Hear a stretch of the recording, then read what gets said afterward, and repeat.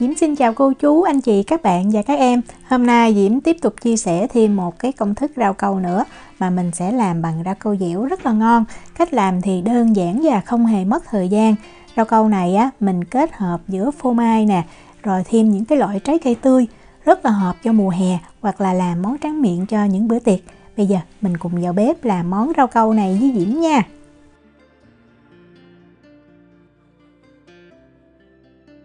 Đầu tiên mình đi chuẩn bị những loại trái cây mà mình thích để mình cho vào trong rau câu. Thì ở đây Diễm có dâu mà Diễm đã xay nè. Dâu á, mình nên lựa cái trái nào mà nó chín mọng và nó đỏ, thì lúc mà mình làm xong á, cái màu của cái rau câu nó sẽ đẹp. Dâu á, thì mình rửa sạch ha, sau đó mình cắt nhỏ. Và tùy mình có cái dụng cụ nào á, Diễm thì Diễm cho vào cái máy xay cầm tay này để Diễm xay nè. Miễn sao mình xay nhuyễn là được. Tiếp theo thì Diễm có kiwi. Kiwi thì này là kiwi xanh, nếu mà muốn cho màu đẹp thì mình thêm tí xíu màu thực phẩm vào. Tiếp theo là thơm ha, thơm Diễm thấy rất là ngon, còn nếu mà mình không thích mình có thể sử dụng xoài hoặc là chanh dây. Ở đây Diễm có việt quất, Diễm cũng đã xay rồi. Thì việt quất này là việt quất rừng ha, vì cái màu nó rất là đậm. Diễm mua cái loại đông đá nè, mình mua về á, mình để cho nó tan tí xíu là mình xay nhuyễn được. Sau khi chuẩn bị xong hết rồi, bây giờ mình chuyển qua mình chuẩn bị phần rau câu. Diễm cân ra 300g đường, nếu mà mình thích ăn ngọt hơn thì mình tăng thêm ha.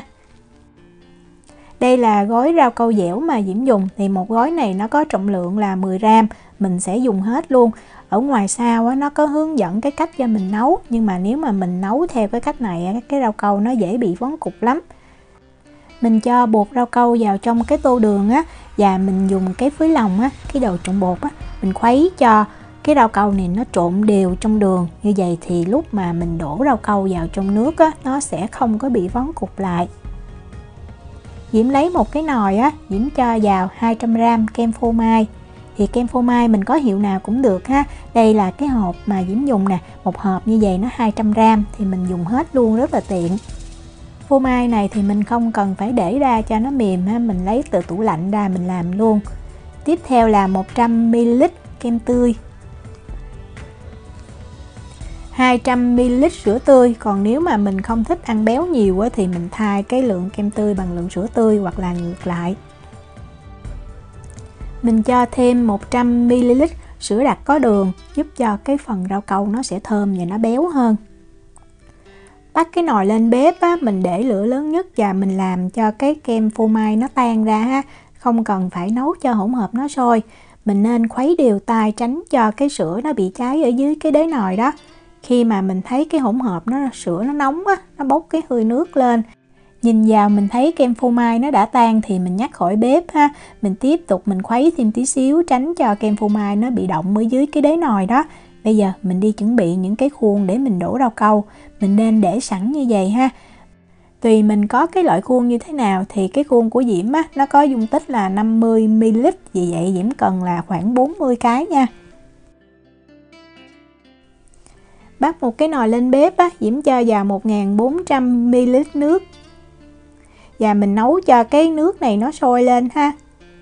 Để cho rau câu nó không có bị vón cục khi mà mình cho vào á, thì nước á, mình chỉ nấu cho nó sôi ở cái nhiệt độ khoảng từ 80 cho tới 90 độ C thôi.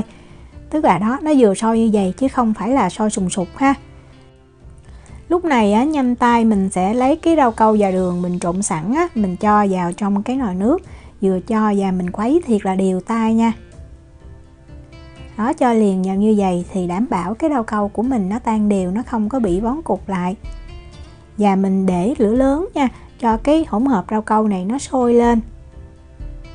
Khi mà mình thấy nó sôi như vậy thì mình liền tay, mình hạ xuống cái lửa nhỏ.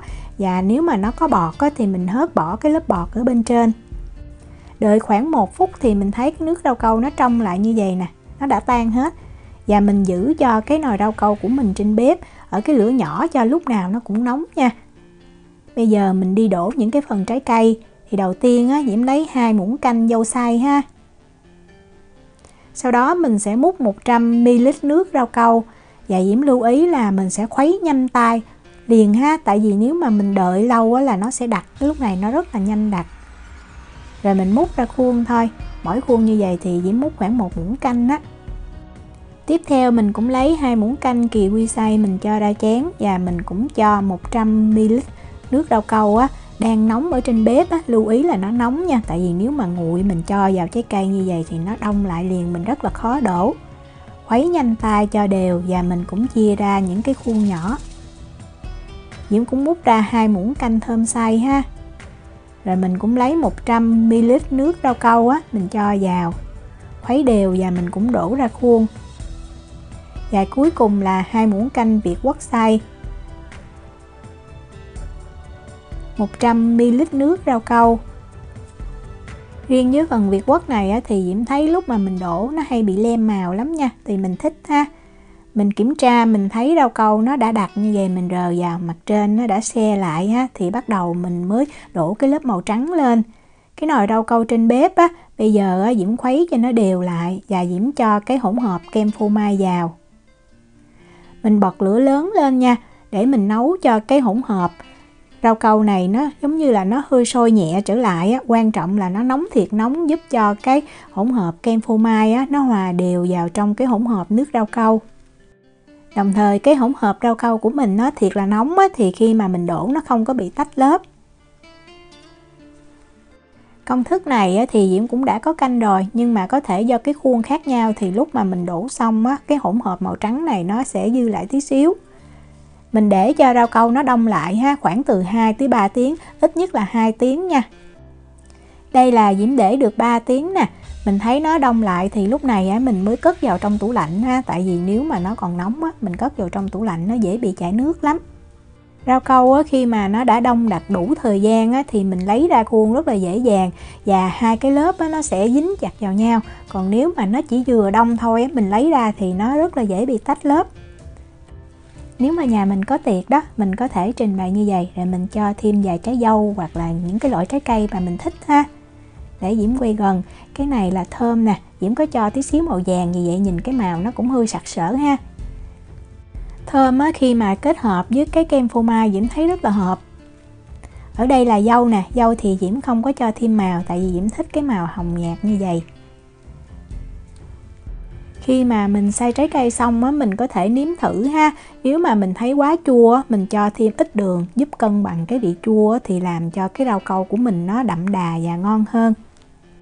Rau câu này á, khi ăn thì mình mới lấy ra khỏi khuôn và mình bảo quản trong tủ lạnh ha, được từ 3 tới 4 ngày. Diễm chúc cô chú, anh chị, các bạn và các em làm được rau câu thiệt là ngon. Nếu mà có thắc mắc gì thì cứ để lại lời nhắn hoặc là gửi tin nhắn cho Diễm. Diễm cảm ơn sự quan tâm theo dõi video rất là nhiều. Hẹn gặp lại trong những video tiếp theo. Chào tạm biệt.